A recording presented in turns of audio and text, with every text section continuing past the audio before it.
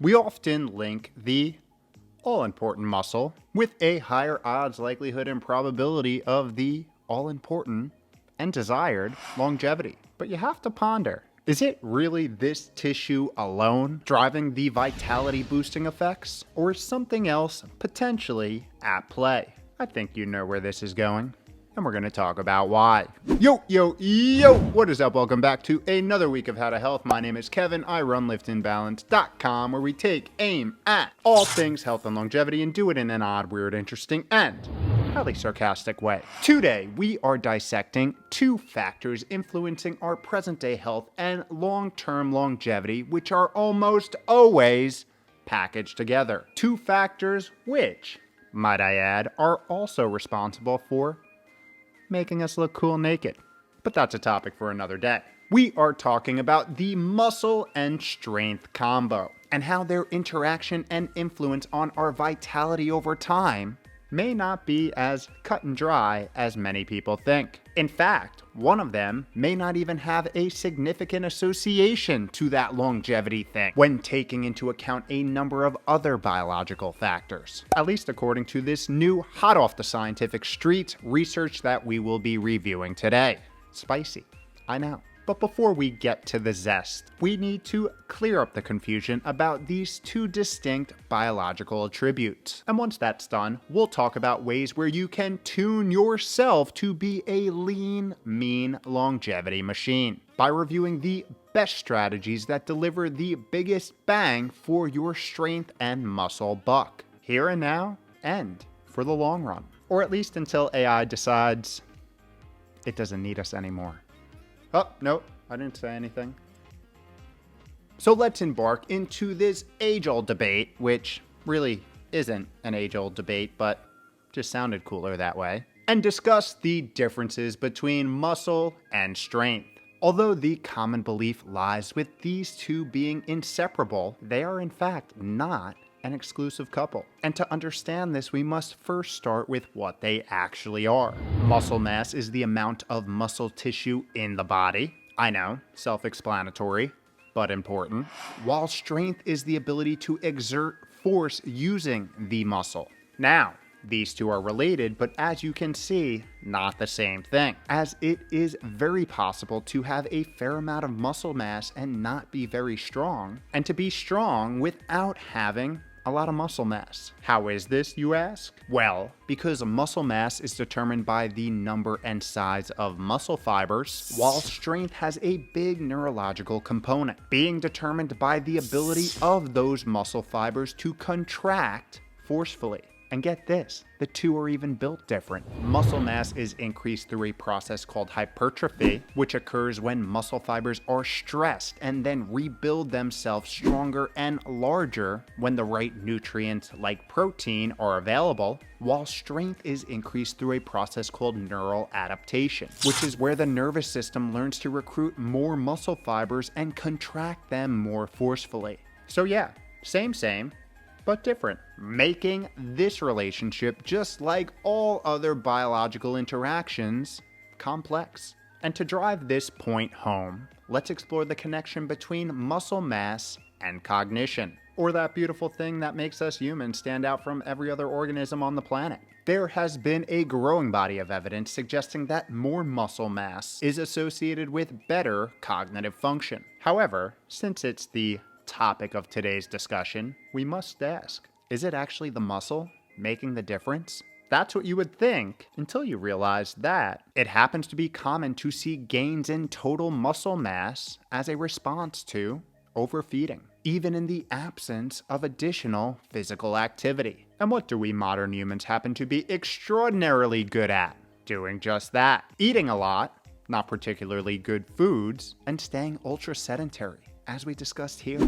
This is important because muscle gained as a result of a caloric surplus without changes in physical activity may not be associated with similar increases in muscle function. Remember, the two are different. So although total muscle mass increases, it's dwarfed in its relation to gain of other types of mass, like fat tissue. And research has, not surprisingly, shown that obesity is associated with reduced muscle function. a relationship which is likely exacerbated by inactivity and aging. In fact, a recent cohort study has similarly identified an inverse association between muscle mass and cognitive function. However, it was attenuated once adjusted for grip strength, which is a commonly used assay for overall strength, making it possible that any relationship between lower muscle mass and cognitive function may depend on the stimulus for muscle gain and resulting changes in neuromuscular function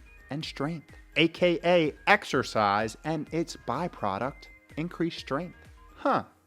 You don't say. This is yet another example in this beautiful biological world where it's all about context. Gaining a little muscle mass in relation to a lot of fat just by eating probably isn't better than maintaining less overall muscle mass and working out regularly. But as you know, we don't like relying on assumptions around here. So let's take a look at this new data. In a cohort of nearly 1,500 older US adults, a team of researchers from around the world sought to investigate the complex relationships between muscle mass, muscle strength, physical activity, and cognitive function, to see if they could tease out what was the largest factor in maintaining cognitive function into one's golden years, or those years where the average individual's mental fortitude tends to go down a slippery slope. To do this, they leveraged data from two distinct waves of the National Health and Nutrition Examination Survey, assessing information including participants' physical activity levels through self-reporting questionnaires and wearable devices, muscle mass measurements from full-body DEXA scans, and cognitive function through various cognitive tests and questionnaires. They use statistical methods such as regression analysis to analyze relationship between all of these factors while controlling for potential co-founding variables such as age, gender, and comorbidities. So, what'd they find? Well, ultimately that two key factors stood out as it pertains to preserving cognitive function, and muscle mass wasn't one of them. Yeah. Physical activity and strength were the two factors that shined after analysis, and both were independent in predicting cognitive function, meaning they were not reliant on each other or any other factor. Interesting. But why not muscle mass? Well, when they examined it as a continuous variable, muscle mass was not associated with physical activity levels, suggesting that the majority of muscle mass in this cohort was accrued as a part of greater total body mass. Sounds like a familiar scenario, no? In fact, they found that higher muscle mass was associated with higher fat mass and a higher hemoglobin H1C, indicating worse glycemic control with increasing total body mass. Together, they concluded that their results support the idea that more muscle mass alone may not be a predictor of cognitive function in older adults, as higher muscle mass does not necessarily reflect greater neuromuscular function. Pretty damn interesting, right? So I bet you're wondering, how can we work on this neuromuscular function thing? I'm so glad you asked, even though I asked because I wrote the script, but thanks for being here. Welcome to the Move It or Lose It section of the show. And for once, we're not talking about the muscle mass which begins to slowly deteriorate starting in our 4th decade of life. Not to say that's not a problem. It is, and we've covered it extensively on the channel, videos in the show notes, but research has indicated that power and strength are generally lost faster than muscle mass. And that loss of muscle mass may be a lagging indicator of poor neuromuscular function. So before we lose the all-important skeletal muscle tissue, it's likely that we lose the strength and power of that tissue, and ultimately the look cool naked effects. Yikes is right. Lucky for us, researchers from the study we just reviewed tackled the topic of neuromuscular preservation, and it seems the magic lies in resistance training, or the type of exercise which involves working your muscles against some form of resistance, which could be weights, bands, or even your body, thanks to that gravity thing. This is because increasing and maintaining muscular strength necessitates a regular muscle stimulus, and resistance training has been shown to be the most effective stimulus in increasing both muscle mass and strength, while, might I add, preventing age-related decline in older populations. Not a bad resume, huh? And I've got some good news. Data has shown that we can increase our strength at any age. Young, old, that weird middle area where young people call you old and old people call you young. Don't worry, you'll know when you're there.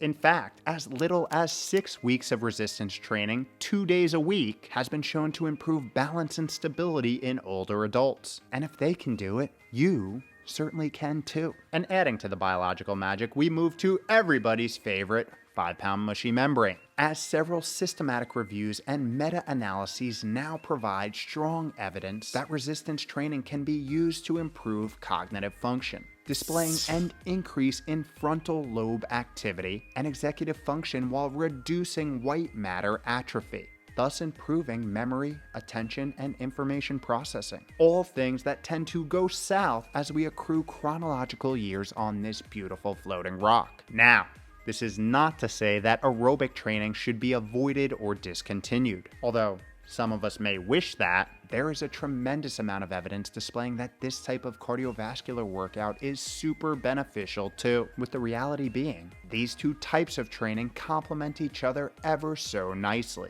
So much so that I incorporate both of them in my personal training for longevity protocol. And we break it all down in this video, which I will link in the show notes below. With that, let's talk about some ways you can structure your day to sneak in more neuromuscular boosting resistance work. And it starts with the foundation. Although any movement is good movement, consistency and sustainability are going to be the X factors in any protocol that you embark on. So starting slow, focusing on resistance training 1 day a week, and working your way up to 2, 3, or 4 days a week is a sustainable way to approach it. Aim to be consistent not only on the days, but on the times as well. This will help you develop and solidify the habit, eventually programming it into your routines and rituals to the point where you don't even have to think about it. You just do it because it makes you feel good. And if you are having trouble here getting started, joining an online or local fitness class may be a great way to overcome the hurdle, as there are a ton of cheap and free options out there. So, what type of training actually checks this resistance box? Well, the good news is you have a lot of options. Yoga, Pilates, bar, bodyweight work such as push-ups, sit-ups, squats, planks, jumping jacks, lunges, any loaded or free weight functional work. For example, using dumbbells, barbells, or kettlebells to do squats, deadlifts, rows, cleans, presses. This list can literally go on and on. The hardest part for most people is overcoming the confidence and courage hurdle to get started, and putting themselves in a position for success by taking a slow and sustainable approach. So take your time. It is you versus you against yourself. Pure body weight exercises are usually the best and safest place to start, and you can find millions of them right here on the Tube of Youb for free, including on this channel. Know that change doesn't happen overnight. It happens over many nights. But there may not be a better investment on this planet than keeping your physical and structural self healthy. Because when you do that, everything else functions and feels better. So take back control of your most valuable asset and never forget rule number 1 of exercise. No, not look cool naked at all costs. Don't get hurt. The one you said was rule number 2.